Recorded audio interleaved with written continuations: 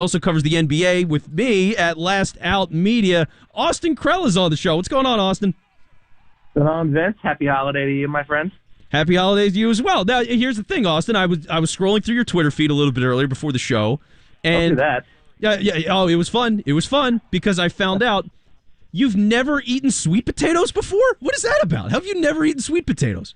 Listen. It's the first time for everything. I'm a very picky eater, and it was. And my mom put some like peanuts in there, and it was a really interesting first taste. I was told they taste like pancakes. They not quite. So No. I'm a little bit disappointed there, but all in all, not a bad first experience. So you haven't even had like sweet potato fries? Nope. And what's Really? funny is French fries are actually my favorite food. So you'd think I'd be all about fries in any shape or form, but nope, never had them. Wow, sweet potato fries are amazing. Like, do yourself a favor, eat sweet potato fries. They charge you more to get sweet potato fries at a restaurant for a reason. They're better. They're great. It'll change your life. Well, listen, maybe when I turn 25, right? Okay. For your 25th birthday, I'm taking you out for sweet potato fries. There we go. Or I'll pay for the order on Seamless or whatever you use. We'll figure it out. But you got to eat some sweet potato fries. Now, more importantly, let's get to our main dish this evening. How smooth is that? The Philadelphia 76ers. And obviously, like Austin, the whole thing feels different, obviously. How different is it with this team right now? So it just sort of feels as if it's like a new age, if you will. There's a new sense of, I guess, confidence, I would say, just from covering the press conferences and listening to them speak. And I think you have some really experienced veterans that have now won championships on that roster. I mean, Al Horford, as solid as a player as he was prior to coming to Philadelphia, he still hadn't been past the Eastern Conference Finals in his career. And now you have a guy in Danny Green has won 3 different titles with 3 different teams. You have Dwight Howard, who has, in some way sort of had the ups and downs that Joel has kind of had in his career to a much, I guess, more inflated extent than Joel has had, but he's now won a championship. So there's a new sense of fit, and I kind of get the vibe that it's like a new beginning, if you will. Well, yeah, and one of the guys that, like, with Dwight Howard being on this team, I've been hearing a lot, seeing a lot about Dwight Howard. What do you make about his presence in Philly? Because on the surface it feels like a weird fit, but the more I'm reading, I'm like, I don't know, maybe this isn't so bad. Yeah, I mean, I know Spike and Mike Levin aren't too keen on Dwight Howard, and I mean, we all have our own reasons for being either way.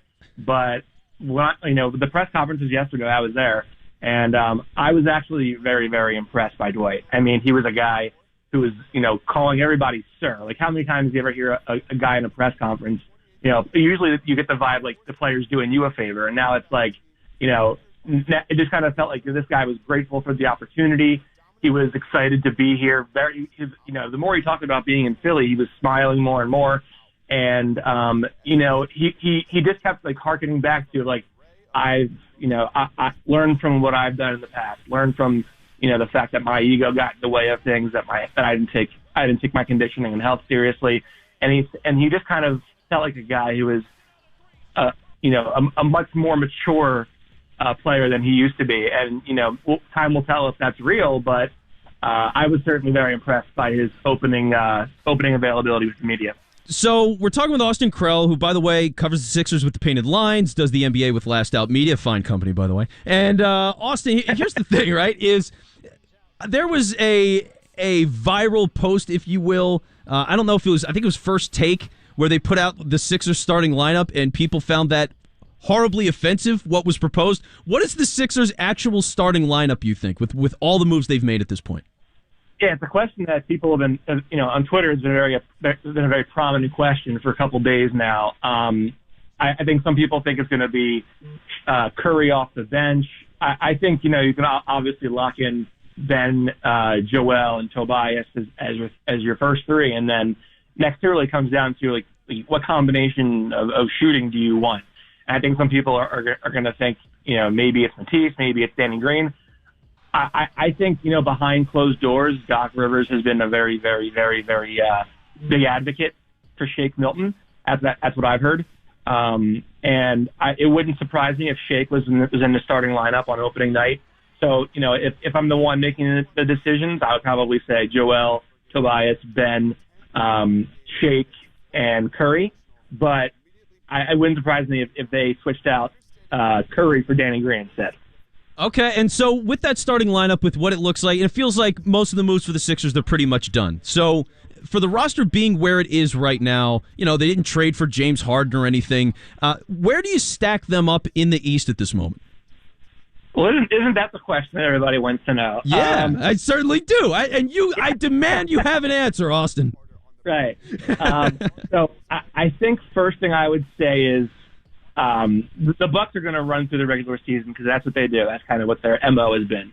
And I think Brooklyn's going to be right there because they've obviously added Kevin Durant.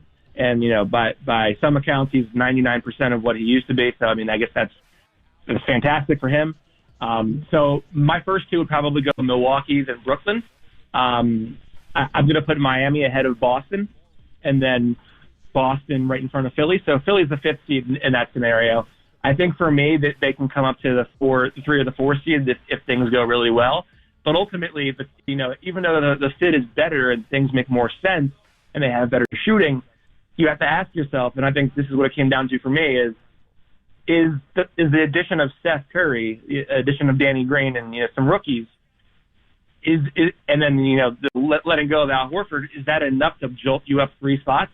I don't think so. I think they're still a 5 seed, maybe a 4 or 3, and if they can get to that, great. But I think they're still missing that one more scorer off the dribble and ball handler that can really take some pressure off of Joel and the rest of the core down the stretch.